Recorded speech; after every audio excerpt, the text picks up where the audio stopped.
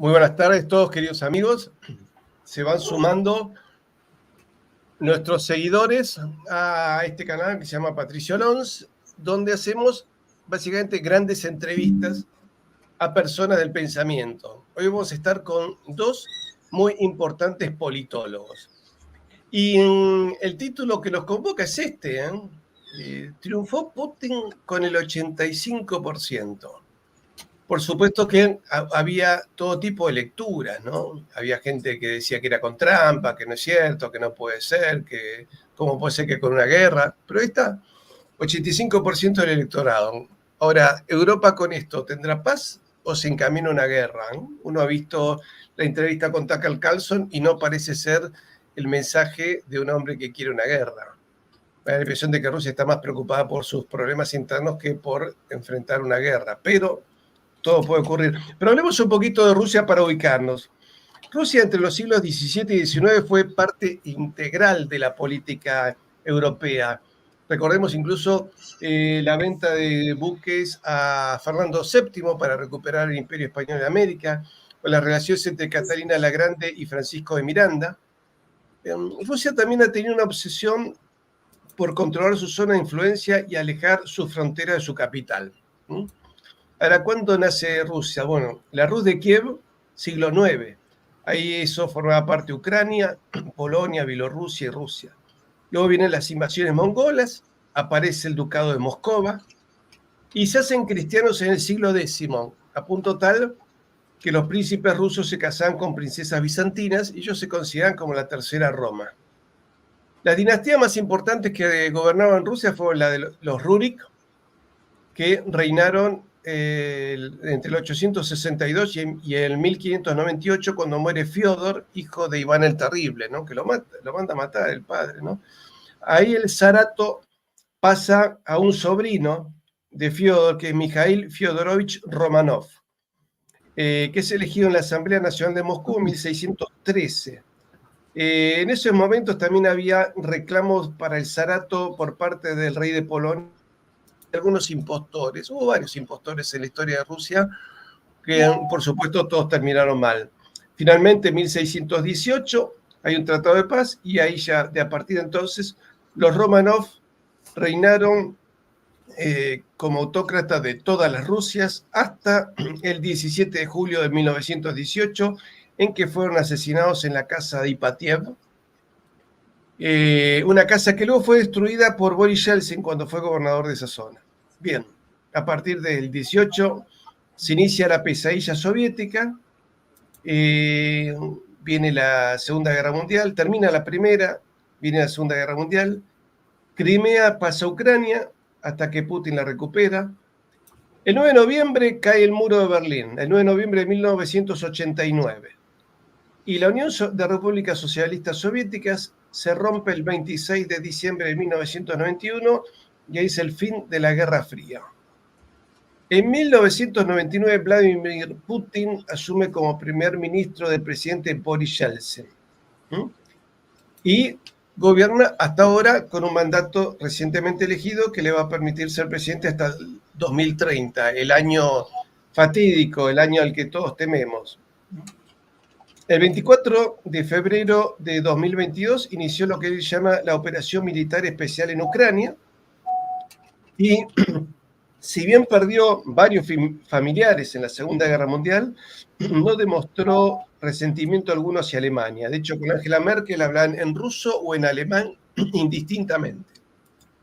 Bueno, de todo esto vamos a hablar enseguida con José Papí, analista político de la plataforma de innovación política Demos y director del canal Geopoder, que son discípulos de García Trevijano, y el analista político argentino Marcelo Ramírez, del canal Asia TV, y que es conocido por su canal Humo y Espejos. Vamos a la apertura del programa y enseguida estamos hablando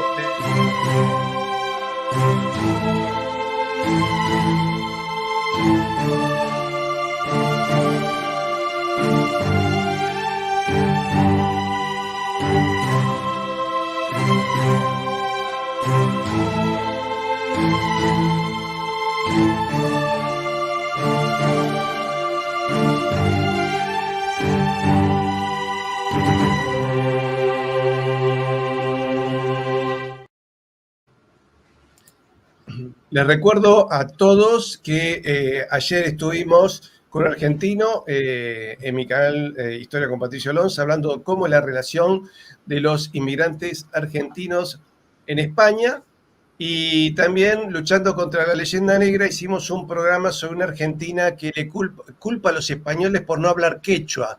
Bueno, claro, entonces los españoles se deben quejar de no hablar celtíbero porque llegaron los romanos. Y le contesta a esta chica, que es muy ridículo lo que dice, justamente un estudio sobre el quechua que reivindica justamente a España. Bienvenidos José Papí y Marcelo Ramírez. Encantado, Hoy Patricio, un de tema estar en tu programa. fuerte con ganas. ¿Qué tal? ¿Cómo están? Gracias por invitarnos. El tema de hoy es Putin. Primero, la discusión sobre, que yo creo que es ya secundaria a esta altura, ¿no? Pero para muchos se quejan en Occidente. ¿Ese guarismo del 85% es real? ¿Cómo José. Empiezo yo. Bueno, José, ¿qué yo creo que tienes en Europa? Yo me lo llego a creer. Me lo llego a creer, ese guarismo. Creo que ha faltado algo de estética, porque es verdad que se ha introducido un sistema de conteo electoral en 29 regiones rusas, que es este tipo de conteo de voto electrónico con caja negra en Moscú, etcétera, que recuerda, ¿no?, a todas esas trifulcas que ha habido, por ejemplo, en España, que muchas personas se han quejado que ahora mismo las elecciones pudieran estar hasta trucadas, ¿no? Este sistema moderno, ¿no?, de caja negra se ha introducido en Rusia y digamos que podría ser un factor que iría en la dirección de exagerar ese resultado de Vladimir Putin. Por el otro lado, y me voy a contradecir de ahora, es cierto que la sociopatía, esa psicopatía inducida que se han hecho en Occidente de los ciudadanos rusos, que los han expulsado de universidades a críos, han expulsado a deportistas de equipos de deportes, ha hecho que ahora mismo el índice de aprobación de Putin haya crecido en Rusia. Y esto no lo sé por canales prorrusos, lo sé porque es cierto, porque había determinados profesores, en fin, había una cierta disidencia intelectual a Putin que ahora mismo ha ido desapareciendo poco a poco. Entonces, por un lado, ha habido un factor tecnológico que nos enseñaría o nos mostraría la dirección de que ha podido haber un poquito de tongo, perdón por la expresión coloquial, pero por el otro lado es cierto que esa sociopatía hacia el ciudadano ruso ha hecho que el ciudadano ruso también se abrace, entre comillas, al nacionalismo todavía un poco más fuerte y ese nacionalismo contra Occidente, ¿no? Entonces, el resultado me lo llego a creer. Esa sería mi primera valoración. Sí. ¿Y vos, Marcelo? Sí, mira, yo más o menos concuerdo con lo que acaba de decir José. Creo que la explicación es bastante simple. Cuando uno recuerda lo que fue la Rusia de los 90, ¿no? Los rusos estiman que cerca de 25 millones de rusos perdieron la vida por distintos motivos, desde la violencia, drogas, alcoholismo, todo tipo de acciones que los llevó a un desastre. El país estaba absolutamente destruido. Y hoy, 24 años después, Rusia disputa la primacía con Estados Unidos, los salarios están creciendo. Si uno mide el poder adquisitivo por paridad de poder adquisitivo precisamente de un ciudadano ruso, hoy está más o menos en 34.000 euros, no en valores nominales, en valores medidos por BPA. Esto hace que los rusos estén contentos con su gobierno. Si a esto le sumamos esta cuestión de la guerra que mencionaba, obviamente hay un resurgimiento del patriotismo, hay entre 1.000 y 1.500 rusos que diariamente se anotan para ir a pelear al frente. Es una sociedad que es muy distinta a la que estamos acostumbrados en Occidente. Con respecto al tema del voto electrónico, bueno, en realidad fueron 4.400.000 votos los que fueron electrónicos, lo cual, si bien me incide en algo y en la votación de Putin ahí fue superior a la media, tampoco creo que cambie demasiado el resultado. Punto más, punto menos, creo que lo que se termina viendo es eso. Tenés un presidente que es popular. Los rusos tienen la sensación de estar en guerra, sobre todo con Occidente, entendiendo esto como el Reino Unido. Ellos piensan que hay una guerra que lleva siglos que nunca ha terminado y que es una cuestión de supervivencia. Putin les ha conseguido esto, ha ordenado el país, ha potenciado las capacidades militares. Los rusos son en ese sentido muy jerárquicos también en la cuestión de encolumnarse. Para ellos es un deber ir a combatir por la patria. En definitiva, te digo, no son cosas que tampoco son tan lejanas. Quizá esto pasaba en Occidente hace un par de generaciones atrás. Sí. Lo ha perdido y ahí es donde vemos el contraste. José, yo quiero nada más un segundo, nada más comentar, añadir algo que ha comentado Marcelo, que es muy importante, la clase media que ha surgido en Rusia. Ha habido una clase media que no existía hace 25 años y que ahora sí que está creciendo. Y eso es un factor pues, que junto con el crecimiento económico en el que están, porque los paquetes de sanciones no han funcionado, no era la forma de abordar este problema, desde luego, pues creo que hace que esa clase media pues, se ponga del lado de Putin y de ahí el resultado, ¿no? Es simplemente, en fin, abundar y apoyar lo que estaba comentando ahora Marcelo. Y te agrego una cosita. Ha habido, no se ponen de acuerdo la cantidad de rusos que salieron del país después del inicio de la guerra, ¿no? Pero entre 1 y 2 millones creo que es la cifra más creíble. Bueno, eso tiene que ver mucho con esa intelectualidad que ellos califican siempre como la quinta columna, y que ahora ellos mismos están anticipando que a partir de esta victoria de Putin va a haber una especie de limpieza interna. Entre ellos señalan a la presidenta del Banco Central ruso, al ministro de Finanzas. Va a haber unos cuantos más liberales que probablemente vayan dejando su lugar por versiones más nacionalistas de la política rusa, sobre todo en lo económico, porque están haciendo un giro también en la cuestión interna, montado en las sanciones, pero creo que lo estaban esperando, la posibilidad de desarrollar sus industrias. Claro, porque yo veo que la economía rusa venía agregándole valor, pero no en toda la escala, ¿no? Había un tema industrial ahí que no estaba definido. Sí, José, te escucho. No, que es que Marcelo está también apuntando algo muy interesante, ¿no? Que yo sigo viendo a Putin como un equilibrador, está ejerciendo un papel de árbitro, de rey, exagerando un poco, abriendo y cerrando comillas, evidentemente, pero él es un árbitro de una oligarquía de alrededor de unas 100 personas, es una cifra muy grosera, muy rápida para tenerla en la mente, que gestionan los intereses rusos. Y él siempre ha estado equilibrando entre este mundo al que Marcelo aludía, de liberales, halcones, vamos a decir, o nacionalistas, Nabulina estando más desde el Banco Central ruso, desde la Reserva Federal rusa, estando más metido en esa parte liberal, los hombres de negocio, los que decían no gastemos tanto dinero en armas porque en el fondo les vamos a ganar por lo económico, necesitan nuestro gas, necesitan nuestro petróleo, necesitan nuestros cereales, al final lo ganaremos de otra forma, nos vamos a acercar a China, vamos a fomentar la relación con los BRICS y no hace falta que nos vayamos a Ucrania a matarnos, a poner toda la carne en el asador, etcétera, ¿no?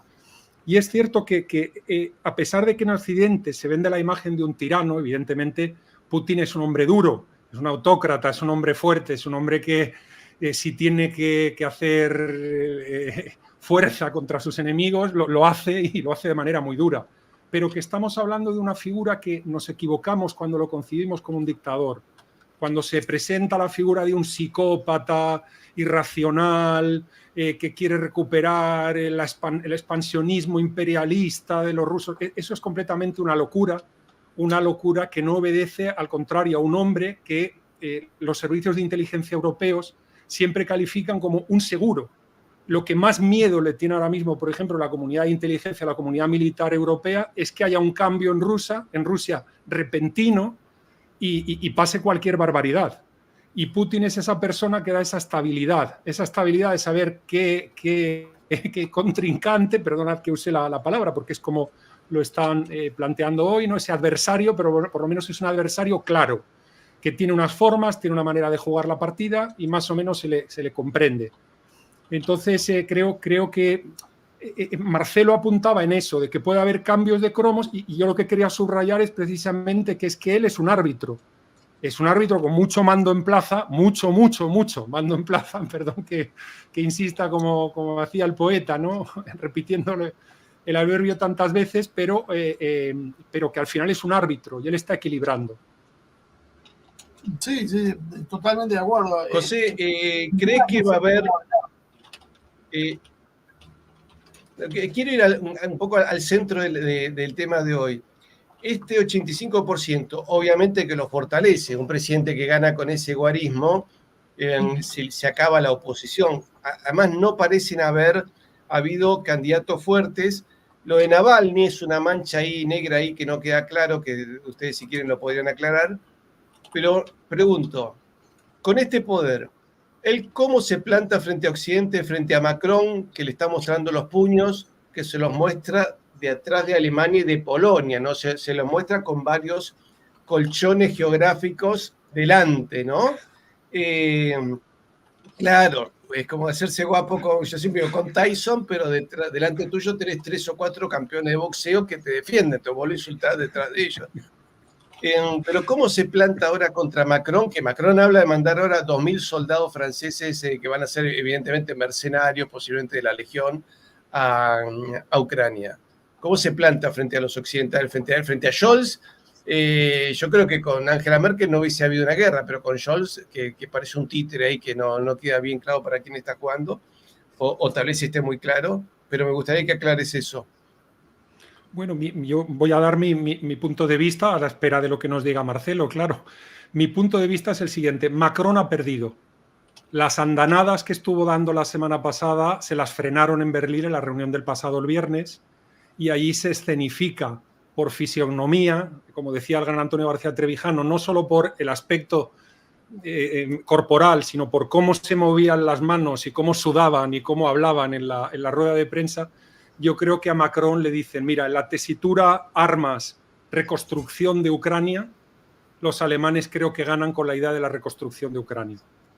El hecho de que no haya venido el dinero norteamericano, que después de todos estos dimes y diretes que había en Europa sobre los 250.000 millones de euros en activos confiscados a Rusia, que la presidencia española en su momento de turno de la Unión Europea propuso venderlos, se opusieron los 3 países grandes, Alemania, Francia e Italia, y ahora mismo Ursula von der Leyen propone hoy mismo un documento que quiere aprobar esta misma semana donde solo se van a usar los pequeños intereses que se generen desde el 15 de febrero del año 2024, etcétera. A mí lo que me demuestra es que los alemanes han ganado en el pulso con los franceses y que lo que tenemos es un apunte hacia la reconstrucción económica y social de Ucrania como negocio para los centroeuropeos, es decir, del conflicto al negocio, mucho más de que estemos caminando ahora mismo un escenario bélico.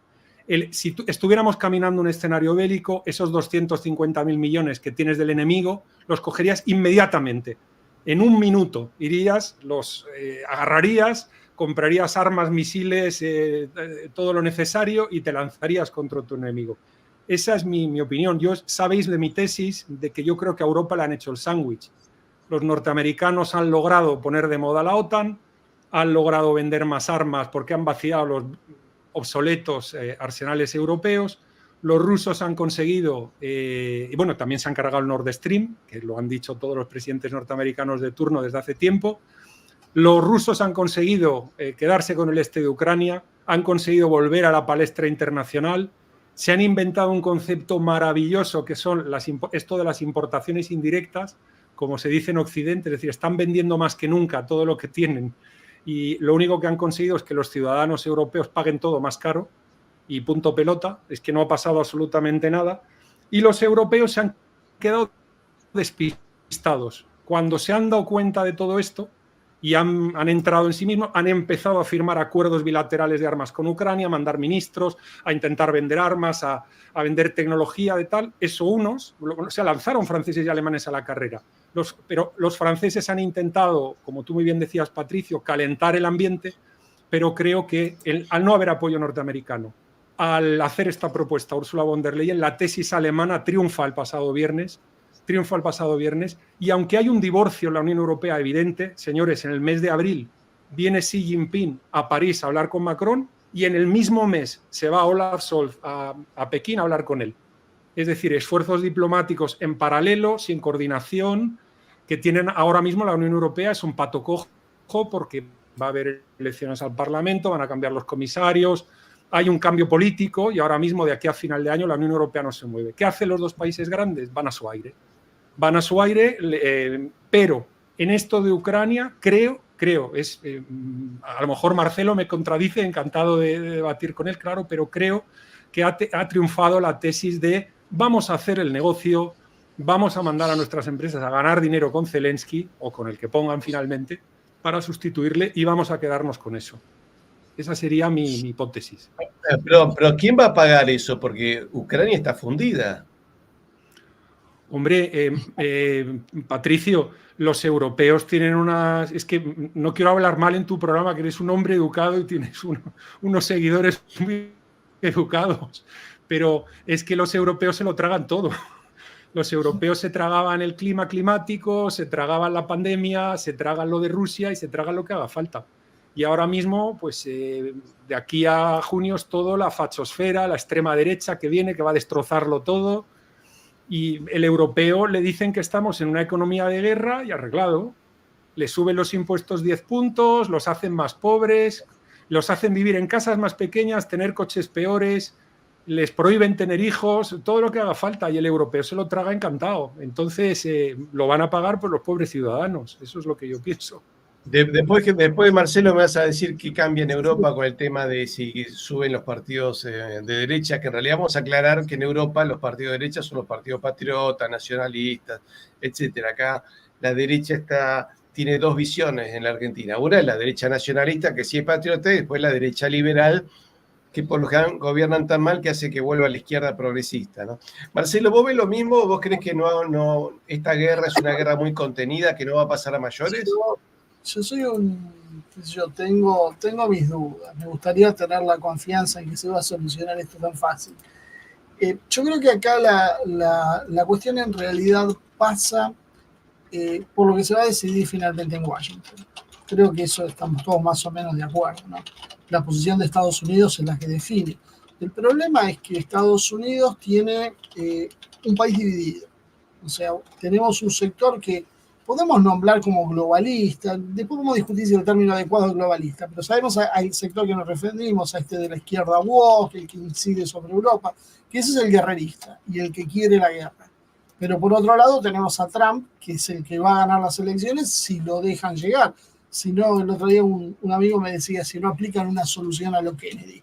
Entonces, considerando esas cuestiones, uno empieza a preguntarse cuál de los dos factores. Y yo creo que el año 2024 es clave. O sea, si este modelo de globalizar el mundo, de gobernanza mundial, Agenda 2030, toda esta historia, tiene alguna posibilidad de tener éxito, tiene que impedir que llegue Trump, y una de las formas es, obviamente, conseguir desatar un estado de excepción de alguna manera con una guerra que le justifica. Hay una teoría por ahí dando vuelta que Netanyahu y Biden han acordado eso, generar una situación de tan extrema tensión que, bueno, se tengan que eliminar las elecciones por ahora y ver qué es lo que va a pasar. Algo así como hizo Zelensky.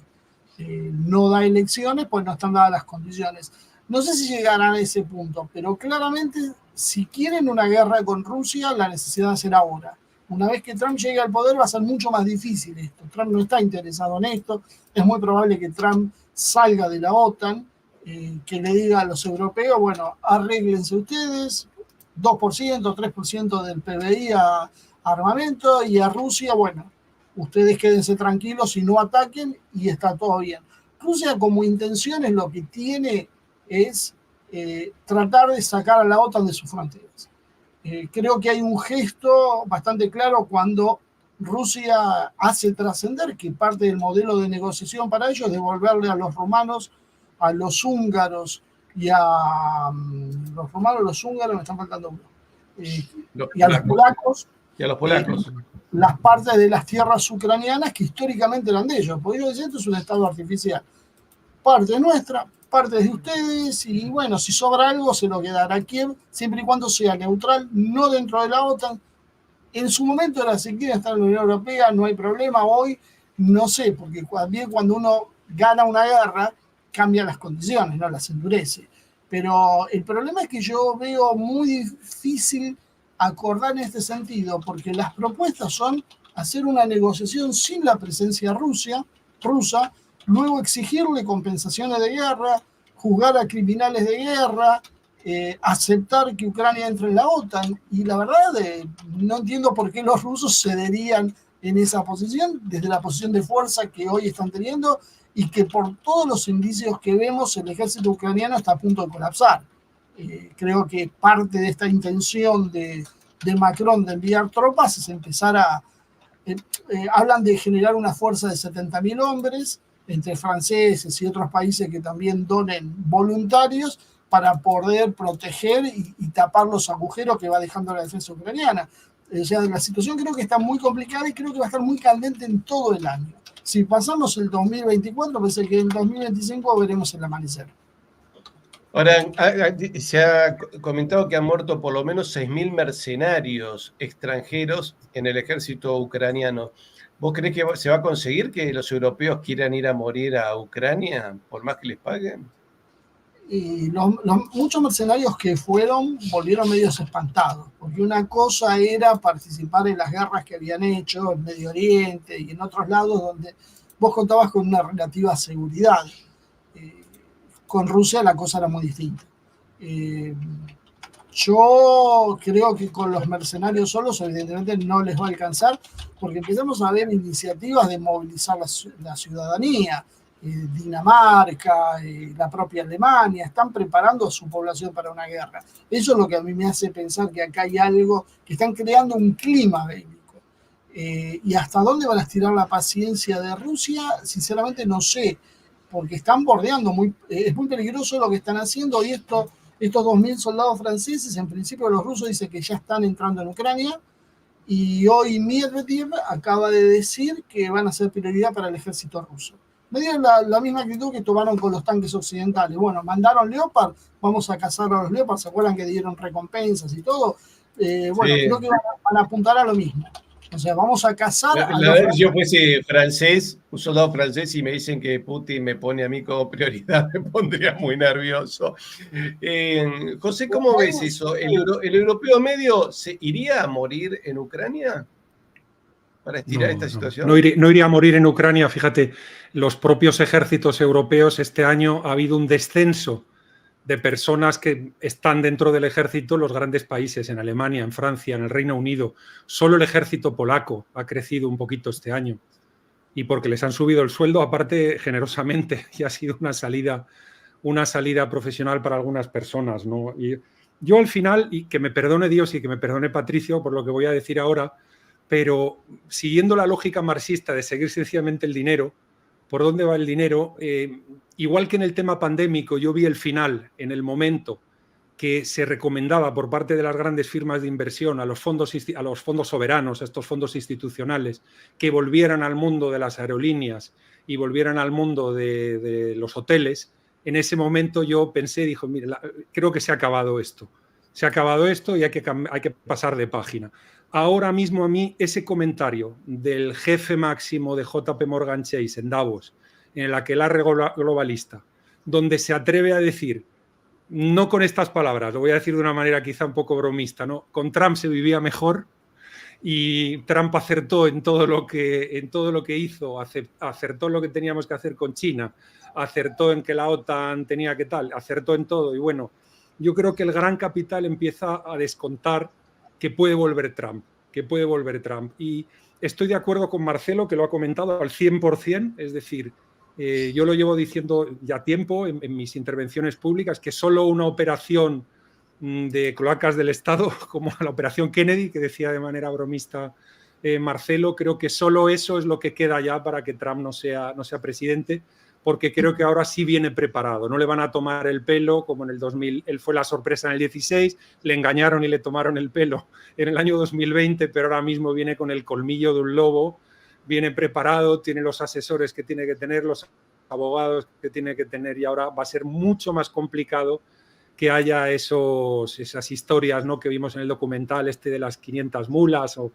y todo esto que pasó en el estado de Georgia, que también se ha visionado tranquilamente, ¿no? De cómo con perdón le robaron las elecciones, y yo me atrevo a decirlo en público, no tengo vergüenza, no es ninguna teoría de la conspiración, porque el 33% de los norteamericanos piensan que las elecciones fueron trucadas.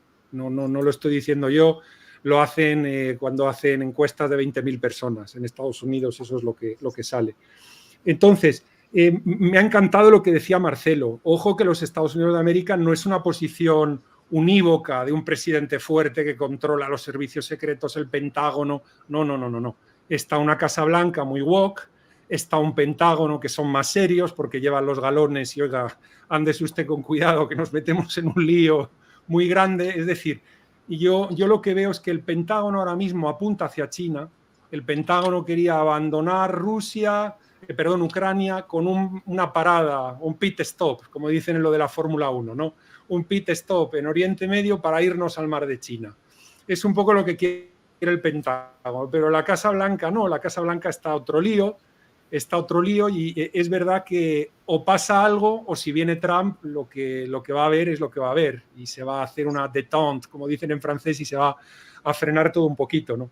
Yo de verdad pongo en la mesa esto de que el gran capital ande descontando, como dicen en bolsa, ¿no? En inversiones financieras, ande descontando la victoria de Trump, que un pillo que es muy bueno para olisquear donde va a haber poder, como Boris Johnson, fue luego un mal gobernante, pero como es un tío que tiene, con perdón, astucia política, él huele, él sigue el rastro como un perro y él sabe dónde hay comida, ¿no? Y él ahora mismo ha estado lanzándole cariños a Trump, con lo cual se huele que la comida viene por allí y él husmea y se va para allí como perro sabueso. Yo pienso que claro que hay un porcentaje de posibilidades de que pase algo y se caliente la cosa. Marcelo lo que ha comentado es plausible, lógico, no he dicho ninguna tontería, es que no puedo más que apoyar lo que él dice, pero sí que pienso que estamos en un escenario donde se está todo ya preparando para las negociaciones. Mirad, yo lo digo siempre, la palabra atómica, la palabra nuclear, siempre es la antesala de negociación. Siempre voy a tener razón, salvo una vez, cuando lo hagan.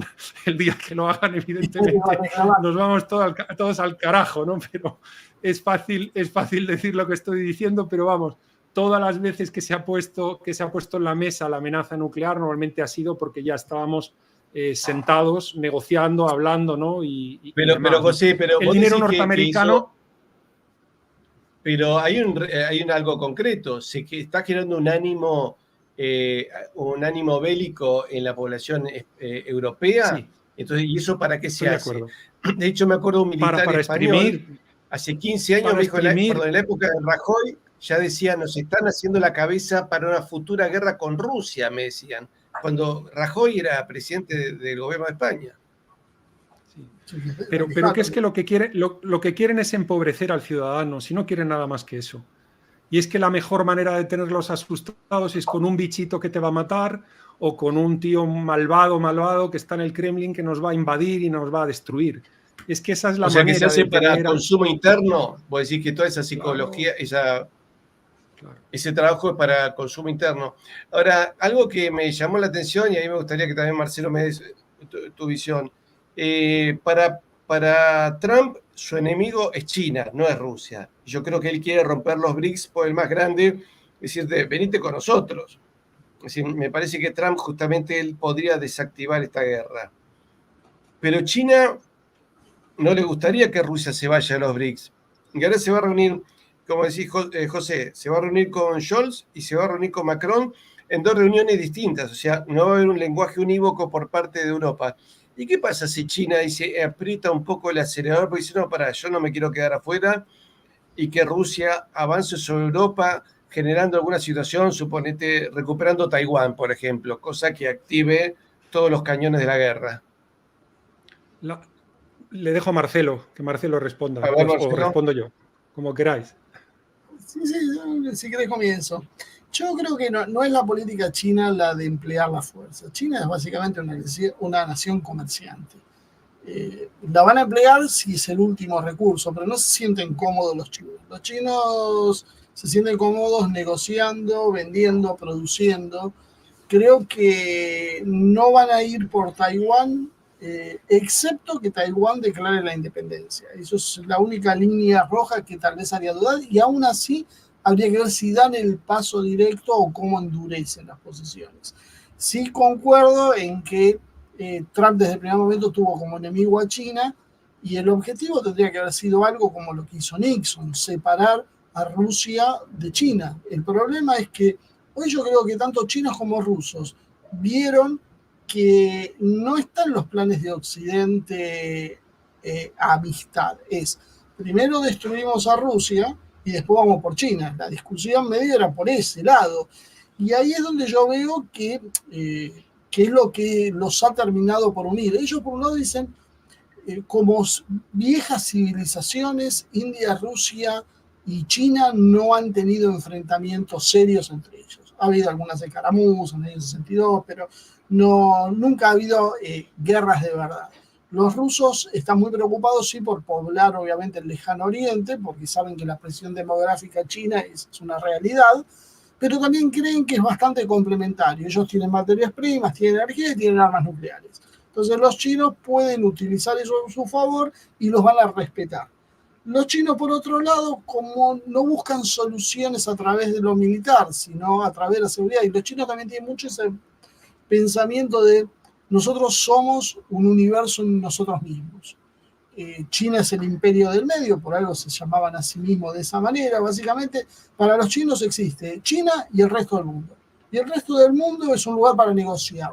No es para ir a meterse, decirle cómo vivir, qué tienen que hacer. No les importa. Los chinos pueden pecar por indiferentes, pero no por ponerte una flota de portaaviones, un portaaviones acá y obligarte a tomar medidas comerciales. Entonces creo que esta unidad entre Rusia y China se afianzó precisamente por lo que hizo Occidente. Desarmar esto va a llevar muchas garantías, porque saben tanto los rusos como los chinos que cualquiera de los dos que confíe en Occidente luego se le va a volver en contra Occidente. O sea que el objetivo es debilitarlos. Entonces yo no creo que hoy, creo que han aprendido lecciones del pasado en ese sentido, y no creo que hoy fácilmente quiebren esta alianza, que todos los días vemos que dan pasos para consolidarlo en lo económico, en lo financiero, en lo cultural. Es mucho más que un intercambio. Yo creo que no está abiertamente dicho, pero es una alianza aparte militar, que sí, todo se puede romper en la vida, pero no sería lo más probable. Sería, creo que para ellos, una acción de torpeza, porque abriría las puertas a que este Occidente que ellos ven como profundamente decadente, en ambos lados. Yo creo que te lo conté, con un funcionario de la Embajada China hace como una década, y le pregunté un poco, bueno, ¿cómo piensan? Porque China ya emergía como una gran potencia y en algún momento iba a chocar con Estados Unidos, era una cuestión natural. ¿Cómo piensan enfrentar a Estados Unidos y a Occidente en general? Y el tipo se quedó mirando y me dice, nosotros no vamos a hacer nada. O sea, Occidente va a caer solo por su propio peso, por su propia decadencia. Eso es más o menos lo que piensan. Entonces no creo que den esa oportunidad. Creo que van a jugar, van a esperar que Occidente, ya te digo, entendiendo esto siempre como el mundo anglosajón, se desgaste. Porque los chinos tienen todavía una vieja cuenta con el Reino Unido por las guerras del opio. Que no estén hablando de eso no quiere decir que se hayan olvidado. Y los rusos también. Entonces ahí hay algo personal también que va a jugar. José, ¿cómo va a jugar China con Europa continental y con Inglaterra? ¿Son dos jugadas distintas? Que conste que lo que ha dicho Marcelo ahora, con la tormenta encima, me lo ha notado. Ese momento en el cual ha venido el Rayo a su estudio, yo creo que eso hay que guardarlo. Justo en ese momento. Bueno, estamos de tormenta, aunque Marcelo y yo estamos a 30 kilómetros de distancia. Los dos tenemos tormentas encima. Yo acá también hemos cerrado ventanas porque se escuchan truenos a través de la ventana. Una alerta roja meteorológica. Es raro que se dé acá. Sí. Era un momento José, cinéfilo. Por un lado, Marcelo hablando. China... Sí, perdón. Sí, José. Perdón. No, que decía que ha sido un momento cinéfilo con Marcelo hablando serio y con el rayo encima, me he quedado impresionado. Pero bueno, por responderte a la pregunta, querido Patricio, pues vamos a ver, ahora mismo Europa está perdida con China. Se ha pasado del amor no tanto al concepto, yo utilizo la palabra en inglés del decoupling, de romper la pareja, pero sí al concepto que utiliza la Comisión Europea del de-risking, dicen, reducir el riesgo, ¿no? Y yo creo que en este momento ahora mismo la Unión Europea está despistada. Los alemanes invierten en China, los franceses quieren castigar a los chinos por exportar coches eléctricos a Europa. Estamos ahora mismo en Europa muy, muy perdidos con la cuestión. Al mismo tiempo, para presentar el claroscuro, ¿no?, en el que es al final la política internacional, la geopolítica, la inversión extranjera en China ha caído un 82%. Esto es muy serio, ¿eh? Esto es muy serio. Esto es algo que ha preocupado a los chinos mucho este año, y ahora mismo los chinos, lo apuntaba Marcelo, van a ir más por el lado cariñoso de hagamos comercio que por el lado agresivo de disparémonos misiles y peleémonos. Y yo creo que esa caída de la inversión extranjera pues nos demuestra que tienen que ser más amables, tienen que hacer una diplomacia algo más amable, y me apunto a la tesis de nuestro amigo Marcelo, ¿no?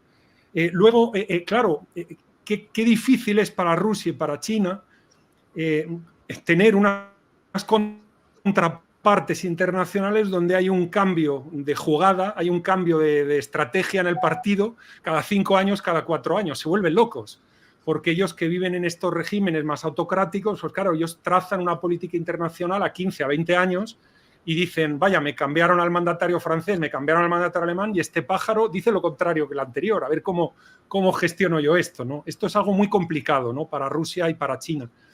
Y por dejaros hablar también a vosotros y no tomar tanto tiempo, me atrevo a decir algo que a lo mejor no sé si es un titular barato, con perdón, pero lo digo. Creo que hemos vuelto a la política de bloques, pero con Rusia, China y los BRICS mucho más coordinados de lo que estaban en ese mundo no alineado de hace varias décadas.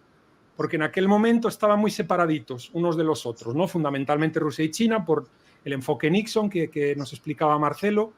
Pero es verdad que ahora yo lo veo de otra forma. Los bloques vuelven, los Estados Unidos han creado una Europa súbdita con toda esta mala gestión de la cuestión ucraniana, y el otro lado empieza a estar más unido de lo que estaba antes. Entonces creo que volvemos a los 70, que hay que volver a coger los libros que nos leíamos Marcelo, Patricio y servidor hace tantos años. Tenemos que volver a leer esos libros, ¿no?, porque creo que van a volver a estar. Por ejemplo, yo estaba pensando, India y China tienen una relación dicotómica, ¿no? De golpe China consume mucho cine hindú, pero hay una frontera ahí tibia, no digo caliente, pero tibia, pero también hacen intercambios importantes, pero también China y la India se disputan la ruta de la seda. Pero por otro lado, vemos que China se metió en Irán y convenció a los iraníes y a los saudíes de que de dejar de ser enemigos para ser amigos, con lo cual ahí Estados Unidos está perdiendo poder en Medio Oriente.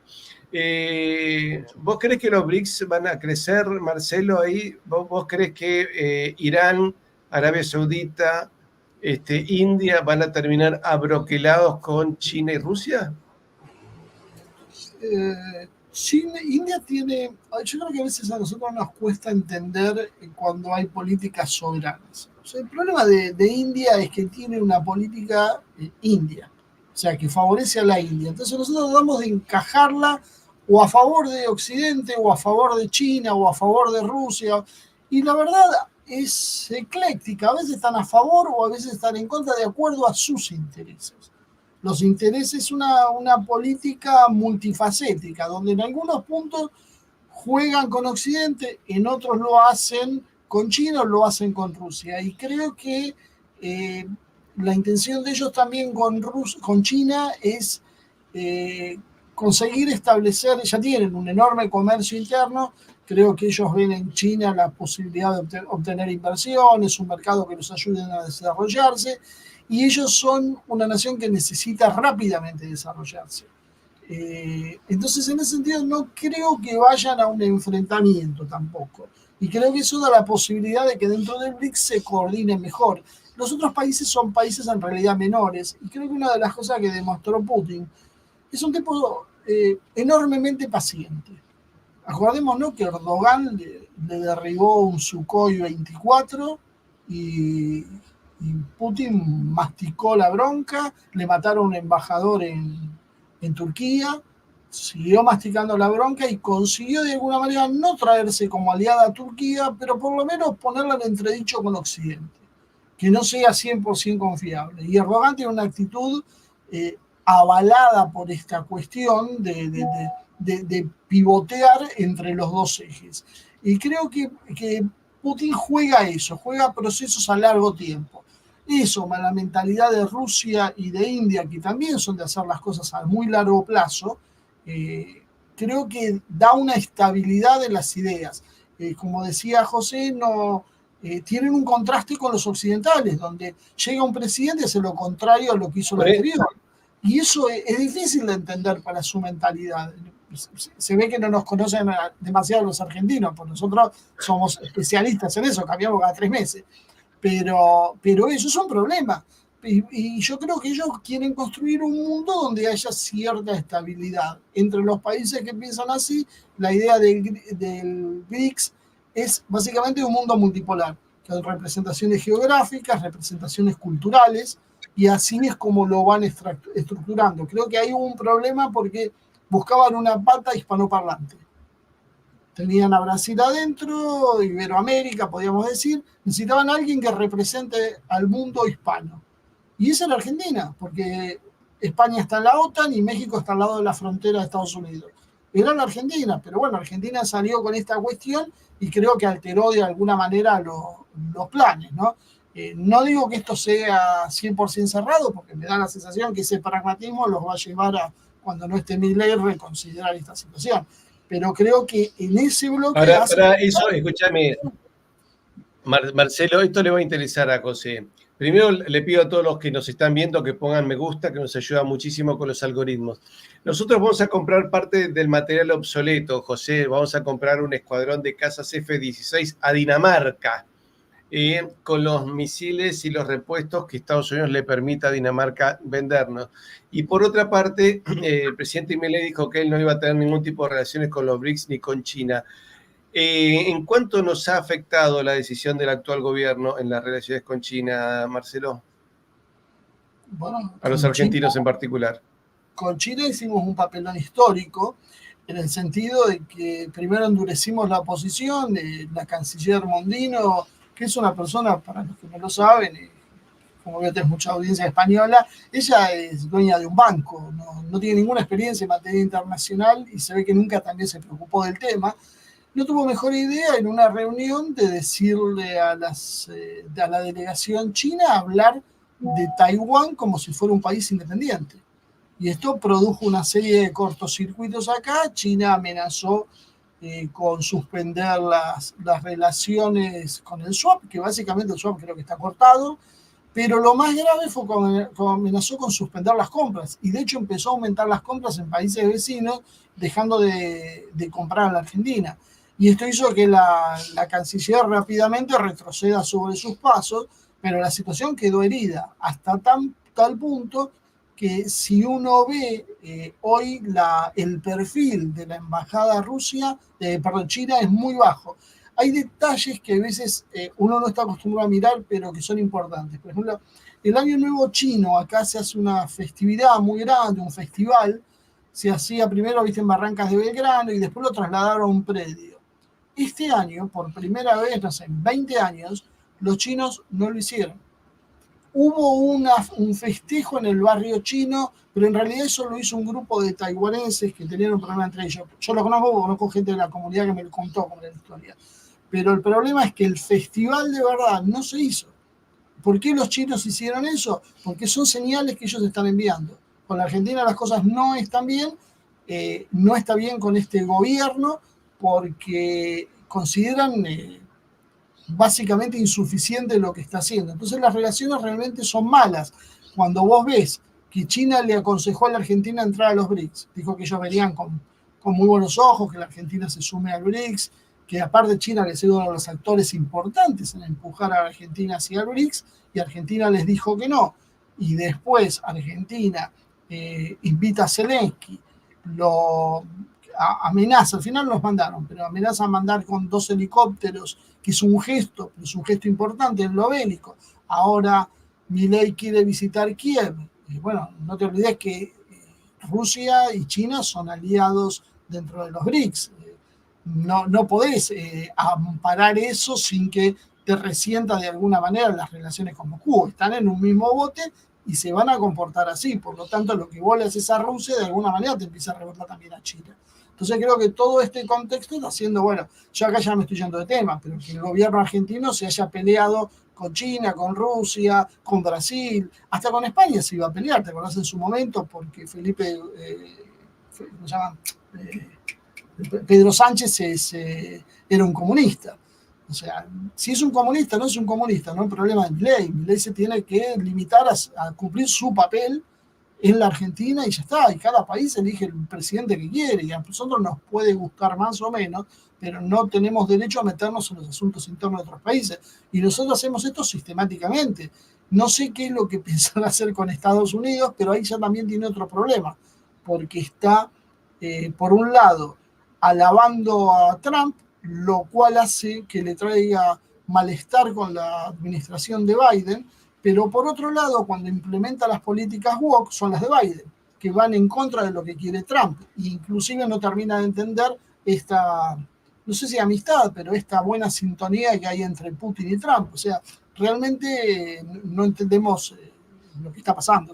Bueno, en Argentina siempre tenemos la sensación de estar gobernados por novatos, por amateurs. Pero yo no veo política woke por parte de Milei. En realidad han eliminado el lenguaje inclusivo, han eliminado el Ministerio de la Mujer, han eliminado un montón de cosas, justamente del progresismo. Esta semana destinó casi 800 millones de pesos a un programa de hormonización que incluye chicos. Pero eso venía del presupuesto anterior, me parece pero que lo validó, no está pagando nada y él lo convalidó. Y con otro de género, fíjate lo que hizo, el Ministerio de Género eran 1000 y pico de contratos, lo rebajó, lo hizo desaparecer, creó la Secretaría de Género y ahí metió los contratos de antes. O sea, la gente que trabajaba en el Ministerio de Género está trabajando en la Secretaría ahora. Doble discurso. José, ¿cómo termina? A ver, si gana Trump, vos decís se acaba la guerra, si sigue Biden, ¿qué es lo que va a seguir? Porque vos decís que tampoco hay una guerra definida, es como una no guerra. Aclare un poco qué puede pasar con uno y con otro. Yo creo que lo que van a conseguir es hacer yo creo que las dos, tanto los demócratas como los republicanos, caminarían a generar, en lugar de un conflicto perenne, un negocio perenne. Ellos lo que les interesa ahora es más OTAN, les interesa que los obsoletos arsenales armamentísticos europeos se renueven con armamento norteamericano. Hayan salido, claro, todos los jefes del Estado Mayor europeos gritando que viene Putin, que viene Putin, que viene Putin. Claro, tú lo que quieres es gestionar un almacén lleno de soldados, lleno de dinero y lleno de armas. Lo que no quieres es gestionar un almacén donde no hay nada dentro. Es normal que digan esto. Pero yo creo que caminamos a una situación de un negocio, ¿no? De un negocio y una manera de oprimir al ciudadano, que es como yo lo veo. Yo creo que ahora mismo solo hay dos fichas en el ajedrez mundial que pueden hacer cambiar el mundo. Y son dos jugadores tapados. Uno es la India que tiene una pirámide poblacional buena, tiene gente progresivamente preparada. Es cierto que tienen unas infraestructuras que no suelen funcionar y que hay problemas y bueno, no vamos a hacer un especial sobre la India, pero vamos, creo que India es un jugador tapado y el otro gran jugador tapado es la hispanidad. Yo no lo paro de repetir y no lo hago por hacerle una loa a mi amigo Patricio, es que la hispanidad es el jugador tapado ahora en la geopolítica mundial. Si la hispanidad trabajara más coordinada y decidiera sumarse o apuntarse a un lado o al otro, ahora mismo desestabilizaríamos el mundo automáticamente. Ya sabéis mi opinión de que los Estados Unidos se van a rescatar gracias a los hispanos. Los hispanos van a ir progresivamente tomando el control en Estados Unidos. por muchas razones, y esto a lo mejor no lo veremos nosotros y moriremos antes, pero es un proceso que es inexorable. Es decir, hay familia, hay valores, hay algo que va a reconquistar ese mundo WASP, ¿no? Como se decía antes, protestante. Eso van a entrar los hispanos ahí, van a tomar cada vez más poder. Pero ahora mismo una hispanidad que se coordinara en lugar de hacer pequeñas jugadas de recorte del balón, un ratito con China, un ratito con Rusia, un ratito con Estados Unidos, un ratito con la Unión Europea. Si la hispanidad se coordinara y trabajara, ahora mismo sería la pieza que lo cambiaría todo. Que lo cambiaría todo. Entonces, tenemos que estar... A mí me avergüenza que estos dos jugadores... No tengo nada que ver con los indios, pero me da pena por el lado hispano nuestro que no nos demos cuenta de esta posibilidad que tenemos, de trabajar mucho más fuerte, coordinados, ¿no? Y quizá un apunte, algo que se comentaba antes, a mí me da siempre mucho miedo la vanidad francesa. Yo creo que los alemanes son muy inexpertos en política internacional, son buenos comerciantes, pero son muy inexpertos en política internacional. Vayámonos al Maidán, al 2014, todo lo que han hecho ha salido siempre mal, pero los franceses son muy vanidosos, han tenido una serie de ventas de armas, de temas de tecnología puntera en Ucrania y demás, y ahora mismo se han lanzado en 3 semanas a vamos a mandar soldados y son ustedes unos cobardes, que es la expresión literal. No, Francia porque quiere ser el gran hegemón, el gran poder hegemónico de Europa, no pueden. calentándole la oreja a los polacos y manejando a los alemanes. ¿Es lo que quiere? ¿Francia quiere ser la potencia dominante de Europa continental? No pueden, no les van a dejar los alemanes, les falta músculo. Y además está su país. Pero es lo que, perdón, vos me hablaste de la vanidad de los franceses, por eso te digo, Francia quiere volver a ser la gran potencia continental. Si puede o no puede ser otra cosa, pero es lo que quieren. No te he escuchado bien. Que vos sí, claro que lo quieren. Claro. Por eso te digo, claro, ellos es lo que quieren y ellos notan. Sí, termina no te cortes, José, por favor, cuando estás hablando. Perdón. No había habido un problema, yo creo, en la comunicación.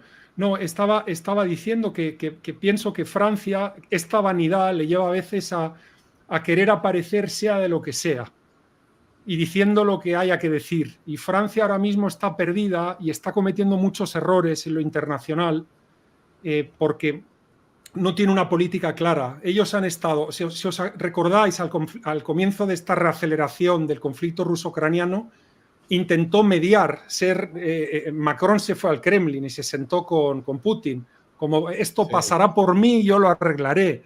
Y él no se dio cuenta de que él era un peón, el quinto peón ahí en el tablero de ajedrez, que no importaba nada a lo que estaba ocurriendo. Y Francia tiene de cuando en cuando estos fogonazos que da para intentar ser algo en la esfera internacional. Es verdad que tienen una armada que no está mal, es decir, comparada con la China es hasta mejor que la China.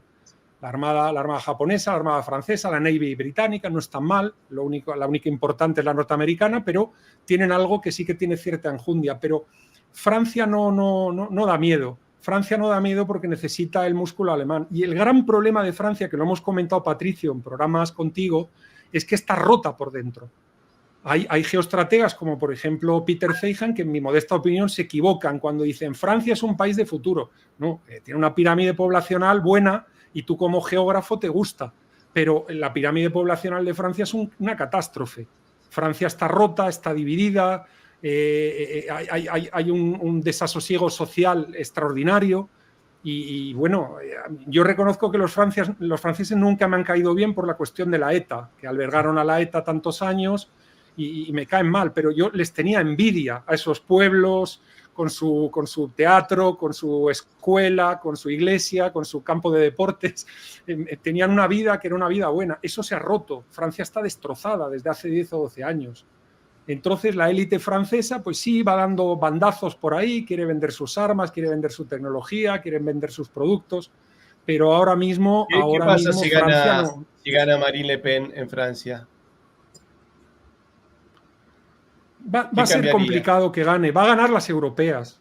Las elecciones europeas las va a ganar. porque ha puesto a este muchacho, a Jordan Bardella, ¿no? Que es un chico joven, un chico del mundo de las redes sociales, que le gusta a las mujeres, en fin, es un chaval. Yo creo que sí va a ganar las europeas, pero ella poder gobernar es complicado, por lo menos en este momento. El crecimiento de la extrema derecha en las elecciones europeas va a llevar a que el Partido Popular Europeo tenga que aliarse con Identidad Democracia, los conservadores y reformistas europeos, el Fidesz de Orbán. Va a haber unas elecciones europeas donde van a ganar la extrema derecha. Y me dicen, no, va a ganar el Partido Popular Europeo. No. Junten ustedes el voto de esos 3 grupos que les he dicho y serán el partido más votado. Me atrevo a decirlo. Y entonces va a haber se va a escorar a la derecha. Y yo veo probablemente, como lo están viendo incluso desde el mundo progre, ¿no? Desde el mundo progresista, hay una alta sacerdotisa ahí que ha sabido jugar a los 2 campos, que es Giorgia Meloni, que al principio se llamó traidora, nos has engañado, te has ido al globalismo, pero ella pillamente está jugando en los 2 campos. Un ratito es globalista, un ratito es nacionalista, un ratito es woke, un ratito es cristiana de toda la vida. Y ella está moviéndose en esto y puede ser alguien que sirva para hablar en nombre de Europa con la administración Trump. Y yo creo que Giorgia Meloni es un personaje ahí que está tapado y que puede servir para trabajarse ese nuevo Parlamento Europeo que habrá.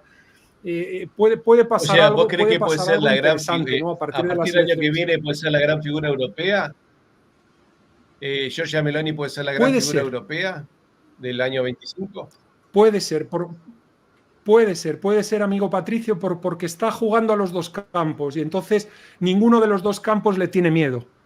Se puede llevar bien con Víctor Orbán y se puede llevar bien con Ursula von der Leyen y se puede llevar bien con Trump y se puede llevar bien también con los globalistas al uso, los de Davos, porque les ha dado besos y abrazos cuando ha habido que darlos. Entonces es una figura gris que está jugando en los 2 campos y yo creo que puede tomar más protagonismo a partir del año que viene. Sí, estoy de acuerdo. Sería impagable una foto de ella con su 1,57 m al lado del 1,95 m de Donald Trump, uno al lado del otro. Esa foto vale millones, pero no me extrañaría que el gigante y la chiquita se pongan de acuerdo en más de un aspecto. Ahora, mi temor es que de golpe el asiático, a ver, el chino y el ruso hasta pueden llegar a entenderse y pensar parecido, pero el ruso piensa muy distinto del europeo occidental. Mi temor es que alguien en Occidente meta la pata y terminemos en una conflagración mundial. Que incluso, es más, hasta la Virgen de Fátima, ¿no es cierto?, para los que somos creyentes, habla de un conflicto en Europa y la muerte de un papa para que luego haya una restauración. Porque, digamos, como está Europa, que ha abandonado su tradición, porque uno ve Rusia, que le ha dado una fuerza a la Iglesia Ortodoxa rusa que es impresionante. La canonización de la familia imperial, eso ha sido una losa sobre el viejo mundo soviético. Dijeron, no vamos para atrás, no volvemos al comunismo. ¿Es cierto? Cuando el patriarca Alexis consagra y canoniza a la familia imperial. Uno ve que hay capellanes en todas las unidades militares. Es decir, uno ve escuelas en Rusia para la aristocracia donde se los forma a la vieja usanza de la época imperial. Y en cambio en Occidente los chicos no saben si son hombre, mujer, canario o helicóptero, ¿no es cierto? Entonces el grado de confusión mental y espiritual que tiene Occidente, donde directamente ha renunciado a su identidad cristiana y ha canonizado el satanismo en las constituciones, como vemos en Francia, que han dicho, vamos a consagrar como derecho constitucional el derecho a matar al hijo por nacer. ¿Cierto? Que Marion Maréchal Le Pen dijo, eso no puede ser un derecho, porque no existe como elemento dentro de la Constitución. La Constitución está para otras cosas, no para consagrar eso. Entonces, me parece que Europa está en la decadencia moral y espiritual que tiene, aunque veo, digamos, hay gente que hace fuerza. Vos ves los partidos de Eric Zemmour, por ejemplo, todavía son más identitarios que el de Marine Le Pen. Vox trata de hacer algo en España, más o menos, pero trata de hacer algo. Meloni creo que y Salvini han rescatado parte del espíritu italiano, y en Alemania también hay un partido identitario, pero vemos que eso es como una minoría, el poder en sí, el poder está manejado por los elementos decadentes que quieren hacerla más decadente, ¿no es cierto? Lamentablemente con la complicidad de la Santa Sede, que también apunta a eso. Entonces, ¿podemos estar seguros de que no va a haber una guerra o podemos esperar que no haya una guerra en Europa? Yo, la verdad, no. Sabes que no soy muy optimista en cuanto a los resultados. ¿No? A mí me parece que va a ser difícil que zafen. Ojalá me equivoque, tenga razón José con que yo, él es europeo, él conoce mejor el terreno y por ahí conoce signos que a uno le pasan desapercibidos. Mi visión es más de afuera. Yo lo que sé es que lo que hoy está pasando en Rusia te hace acordar a los valores de la hispanidad. O sea, ellos trabajan sobre eso, sobre la lengua, sobre la cultura, sobre la tradición, por supuesto las suyas. Pero lo que quiero decir es que hay un principio. Y creo que si se puede transmitir, creo que habría un proceso de acercamiento con Rusia en ese sentido, en el sentido de que son espacios. Ellos están trabajando mucho, eso lo hace más Dugin, pero no es el único, hay muchos euroasianistas que hablan de espacios civilizatorios. Y a nosotros nos corresponde un espacio civilizatorio, que es el hispano. El hispano parlante tiene sus características, lo definen como una, según ellos, una metacivilización y que necesita amalgamarse políticamente y que eso le va a llevar mucho tiempo, pero que tiene esos principios. Si uno ve los discursos de Putin, sobre todo los últimos, prácticamente en todos los discursos habla de los valores, de la tradición, la lucha entre el bien y el mal, la lucha contra Satanás, son cosas que en Occidente nos hemos desacostumbrado, no hay un político en Occidente que hable así. Sin embargo, después cuando uno ve los partidos, cuando logran llegar a la victoria, yo creo que desde Meloni a Bolsonaro, pasando por Trump, todos rescatan mucho de la visión tradicional, aunque después cuando lleguen al poder se pueda cuestionar lo que hagan. Pero le hablan al pueblo con sus valores tradicionales. O sea, tratan de rescatar eso que creo que es el dique de contención con el globalismo cultural, que es en el fondo, me parece la gran diferencia que hay en esto. Entonces yo creo que la posibilidad de una guerra se puede alejar en función de eso, en función de esta cercanía cultural que se puede ir dando. Creo que acá el problema es que Europa está rompiendo con sus raíces, o en líneas generales está rompiendo con sus raíces. Y eso es lo que de alguna manera le preocupa a Rusia. Si vos ves en la iglesia ortodoxa del Patriarcado de Moscú, estaban muy preocupados por la posición de la iglesia católica con respecto al tema de las bendiciones a las parejas del mismo sexo. Y bueno, tengo un amigo que es obispo de una iglesia ortodoxa que es de otro lado, no es de Moscú, pero él me explicaba eso y me decía, no, lo que pasa es que los ortodoxos, más allá de su independencia y de sentirse muchas veces la tercera Roma y sentirse superiores, tienen una admiración por la iglesia católica. Ellos saben que se desprendieron de ahí y tienen una visión que es recurrente, de mirarla, observarla y de alguna manera, hasta a su manera, protegerla. O sea, la combaten, pero por otro lado tienen una relación de amor-odio. Y les preocupa muchísimo esta deriva de la Iglesia Católica. Creo que esos son los modelos, por eso digo que hay modelos que son cercanos. Claro, esto no tiene nada que ver con el modelo anglosajón, con el modelo protestante, que busca otra cosa, que es el individuo, que es la fractura, que es el relativismo, todo eso va por otro lado y con eso va a ser muy difícil que se pueda negociar con los rusos.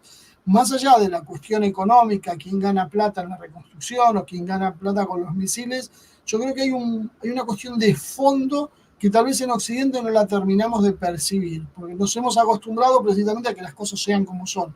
Mientras que para los rusos, por lo menos los rusos que son los que se están encaramando hoy en el poder, porque como decíamos hay rusos de todo tipo, pero este sector más duro que va ganando espacios hace un rescate de los valores tradicionales y eso lo ponen como una base. ellos les gusta hablar con los Pero israelíes. Alexander Dugin lo dijo acá en Buenos Aires, ¿no? Que él le preocupaba la deriva de la Iglesia Católica del Concilio Vaticano II, ¿no? Que lo veía como un elemento muy decadente y que eso va a generar un problema. Que Benito XVI tuvo un acercamiento con el patriarca. José, para cerrar, la misma pregunta, pero te hago un agregado. ¿Puede que en vez de una guerra directa, Rusia tiene una parte de una población musulmana, opere con la comunidad islámica de Francia y le genere un frente interno a los franceses que tengan tanto lío que no tengan ganas de pelearse con nadie? Bueno, el frente ese lo tienen ya generado, Patricio.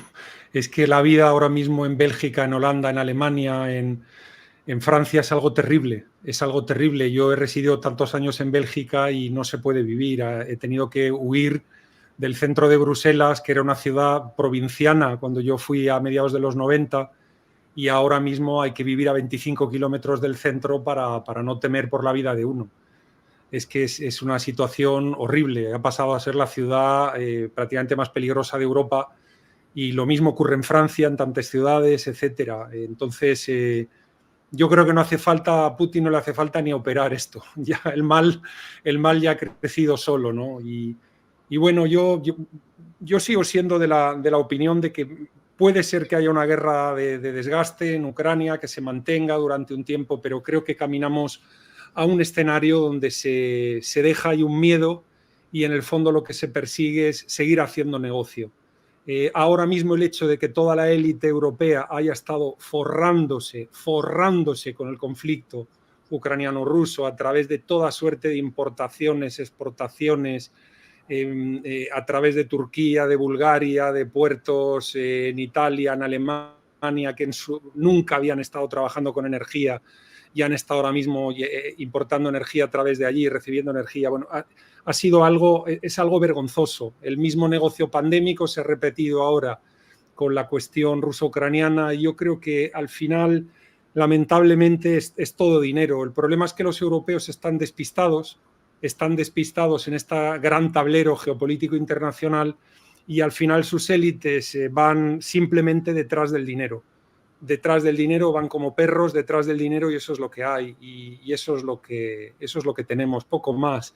Yo no creo que estemos caminando a un escenario bélico. Creo que al lenguaje bélico sí hemos caminado, porque es interesante, como me repito, ya lo he comentado varias veces, pero creo que ese lenguaje bélico le viene bien a los gobernantes para mucho, y en eso es en lo que estamos. Y lamentablemente pues vuelvo a ver al ganado europeo, que es lo que somos los pobres ciudadanos, pues obedeciendo y pagando más dinero y poco más.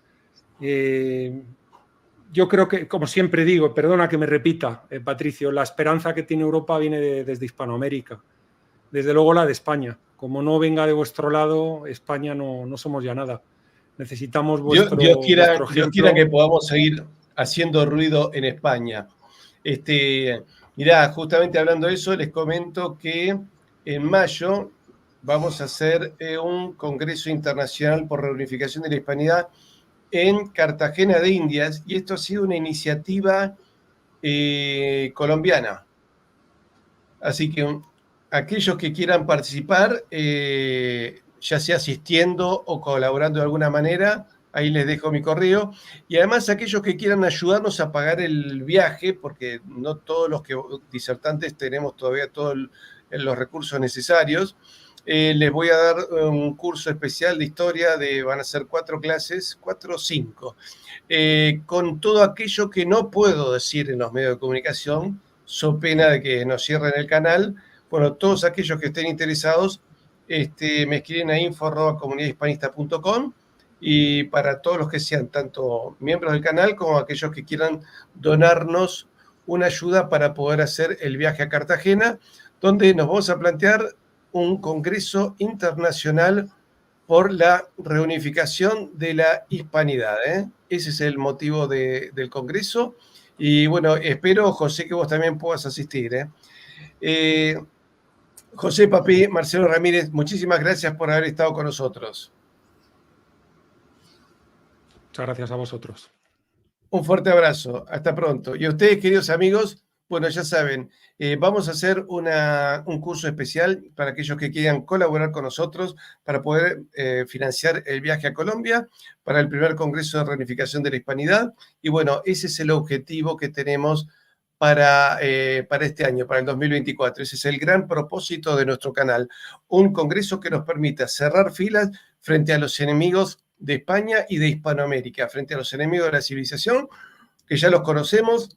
Vemos el daño que hacen, vemos bajo los disfraces que se puedan poner de todo tipo de ropaje ideológico. Los pueblos hispanos somos 600, 700 millones de personas que tenemos que trabajar juntos y con los hermanos de la iberofonía, con Portugal, Brasil y los países que hablan español y portugués en África. Debemos unirnos para hacerle frente y tener nuestro propio destino en la historia universal en el siglo XXI. Todos los que quieran colaborar, quieran anotarse en el curso, les pedimos que se anoten aquí en info@comunidadhispanista.com. Muchísimas gracias y si les gustó nuestro canal,